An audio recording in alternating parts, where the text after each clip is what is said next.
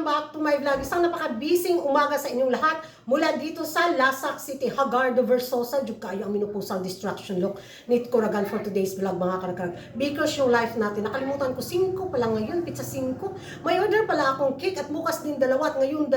Kaya pagkagising ko talaga, nilupad ang espiritu ko ay nagkabilat-bilat. Kaya ako, mga karagkarag, kuratsa ako dito sa kusina. Ayun yung isa kong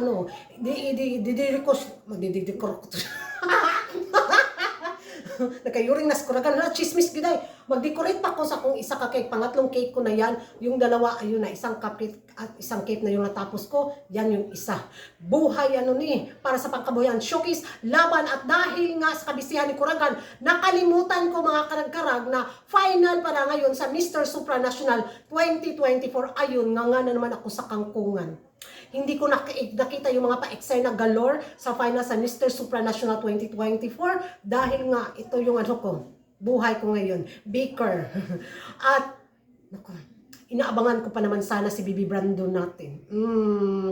So nakita ko yung mga short clip na mga pa-video, mga karagkarag sa social media sa ating pambato na si Bibi Brandon na kung saan ay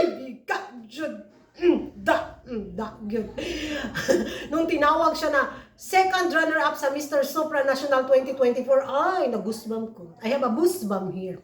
Nanimbaut yun, nanindig yung mga balahibo ko habang nakaglit na nakarelax ba na, second runner-up? Daan pa dyan ko. Ibang level kasi yung performance ni Brandon, mga karagkarag. Nag-enjoy siya sa kanyang journey at nakikita mo talaga the way siya mag-perform sa Mr. Supranational stage.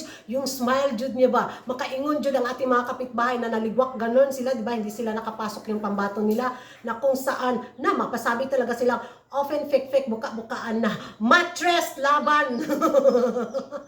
Grabe, yung charisma talaga niya parang higupin yung habang pinanood ko siya si Bibi Brandon kanina, parang hinigop yung katawang lupa ko na nagtutulog yung matris ko na biglang binuhay niya. Yung katawang lupa sa kabigaong ni Kuragan, impas yun. Masaya ako sa naging achievement ng ating pambato, mga karagkarag, na si Bibi Brandon sa Mr. Supranational 2024 na pawi lahat ng pagod ni Kuragan sa balitang to, mga karagkarag, na second runner-up siya. Na sana'y muntikan, ilang na lang talaga, titulo na sana, pero yun nga, hanggang doon lang yung kapalaran ni Bibi Brandon. Congratulations pa rin sa pins, diba? Nana po yung mga matris ng mga bunog ani. Usan na si Kuragan. Pag-bait na lang Kuragan, pagbiga-biga dahil. Pero gwapo kasi siya, mga karag-karag, di ba? Gusto ko talaga yung dito niya, Tapos pag mag-smile siya, ay, pang! Ganon. So, yun ang mga karag-karag. At base nga sa mga kumakalat ngayon na mga chikahan sa social media, sabi nga nila na mas deserve daw ni Netherlands kontra ni South Africa ang titulo. But mas nagustuhan ko yung charisma din ni South Africa, mga karagkarag. Ang lakas ng 6 appeal din ni South Africa, lalo na yung sa mga picture niya, ay lalaki din siya. Binubuhay din niya yung katawang lupa ko. Yung matris ni Kuragan napikta ni South Africa. Si Netherlands okay lang, parang sumo naman kayong mga mga kapugihan ng mga taga European bitaw. So South Africa is iba lalaki yung datingan ba na mapa. Matris.